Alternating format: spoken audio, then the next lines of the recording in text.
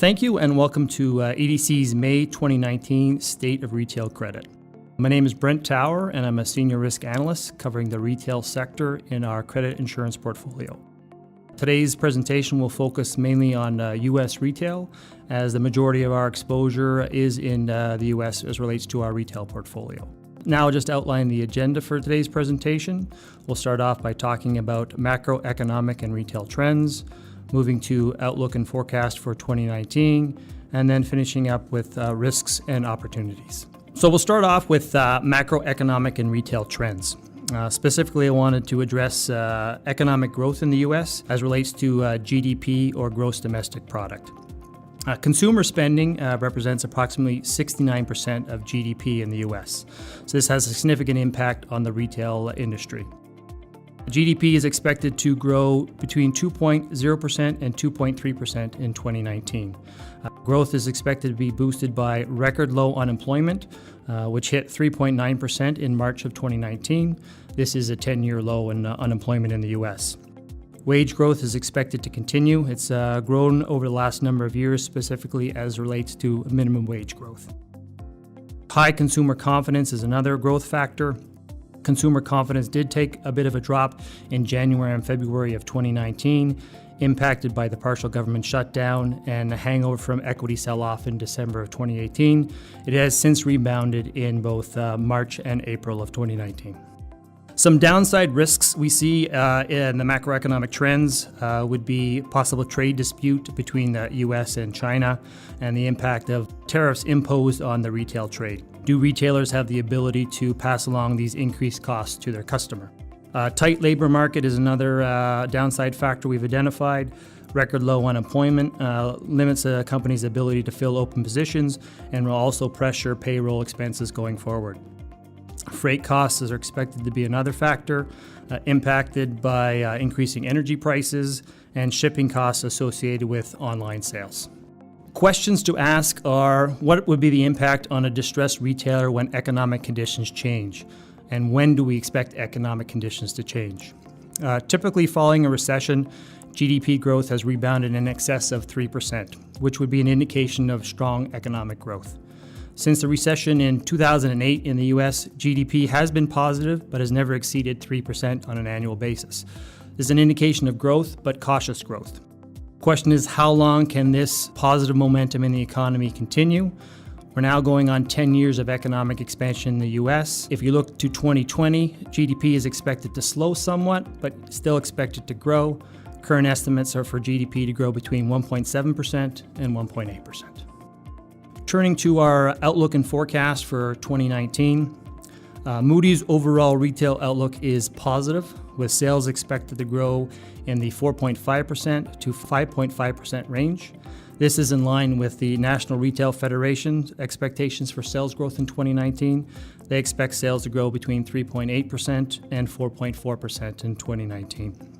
Reason for the growth would be the robust U.S. economy and retailers benefiting from investments they've made in e-commerce and operating efficiencies. Momentum they expect could be dampened by tariffs and increased freight costs. Moody's notes that default levels should remain elevated in Q1 2019, but slowing as we move through 2019. S&P has a negative outlook for overall retail in 2019, noting that the retail landscape continues to shift, driven by consumer preferences, nimble new entrants, and the global e-commerce trends.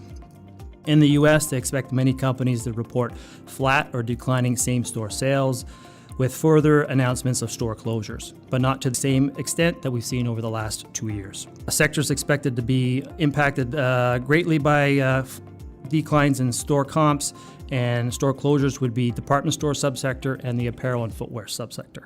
Pressured margins would be expected in 2019 due to obviously wage pressure, increased freight costs, and the potential for tariffs. S&P notes that in 2019, they expected to be another year of elevated retail defaults. Default rates in 2018 for S&P rated buyers, they saw 10 defaults in 2018 and 11 defaults in 2017. Year to date in 2019, we've already seen 3 defaults. Some key examples would be Payless, Charlotte Russe, and Full Beauty Brands.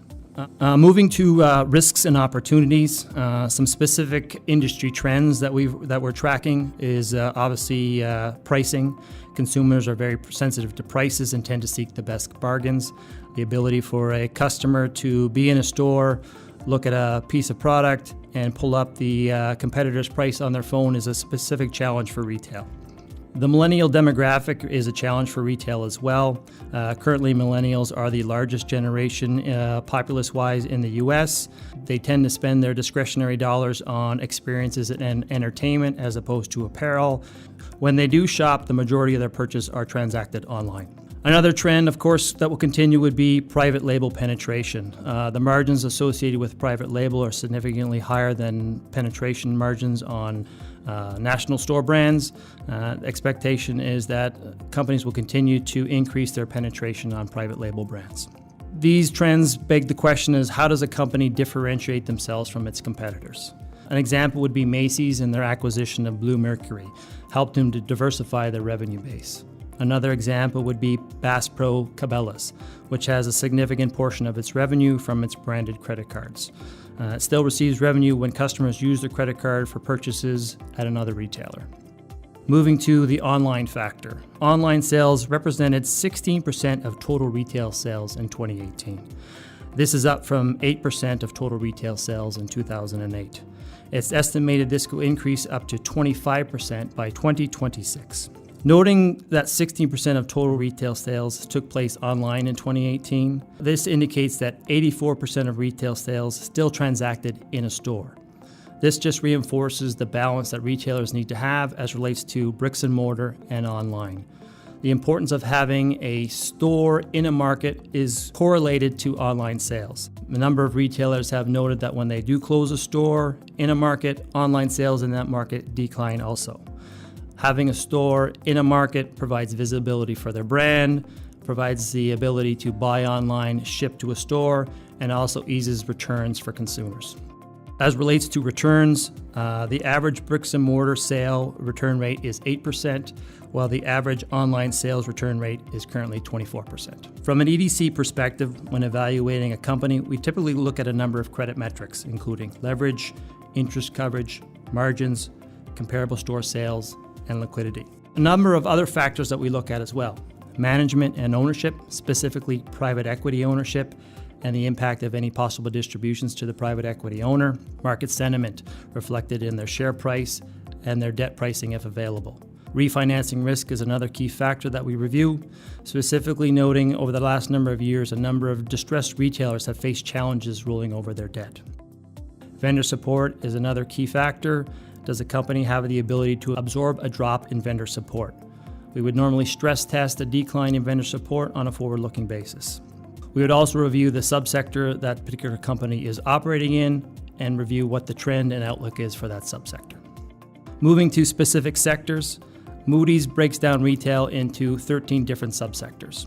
If we look at operating profit for overall retail in the U.S., three of the largest subsectors would be discounters and warehouse clubs, representing 20% of operating profit, home improvement representing 19%, and drugstores representing 10%. Other notable subsectors would include apparel and footwear at 5%, department stores at 4%, and off-price at 5%. Specific subsectors of interest: if we look at department stores operating income for 2019 is actually expected to decline. Of the 13 subsectors that Moody's reviews, this is the only subsector with an expected decline in operating profit in 2019. Department stores will continue to face a challenge from online sales. They also need to focus on reducing inventory while improving their lead times for products. Expectations that department stores will continue to rationalize their store base in 2019. Moving to apparel and footwear subsector, spending habits have changed. Consumers are spending less on apparel and more on entertainment and experiences. Apparel and footwear subsector is being squeezed by weaker mall traffic and tepid apparel demand. They're also being impacted by the off-price subsector and its ability to deliver major brands at significant discounts to value-hungry consumers. Moving to off-price, their proposition is value and convenience. Value reflected in their sales price, convenience reflected in their store count, having a large number of stores close to their consumer. The off-price subsector is expanding their store base, while apparel and department stores are reducing their store base. In 2018, TJX opened 200 plus stores, Ross stores opened 90 plus stores, and Burlington stores opened 25 plus stores. TJX had inventory turns near 5.9 times in 2018. Ascena Group had inventory turns at 4.2 times in 2018. And Macy's had inventory turns at 2.7 times in 2018. What sectors do we expect to have strength in 2019, and what sectors do we expect to have weakness in 2019? Strength is expected to be led by the off-price, drugstore, dollar store, and grocery subsectors, all of which have low online penetration.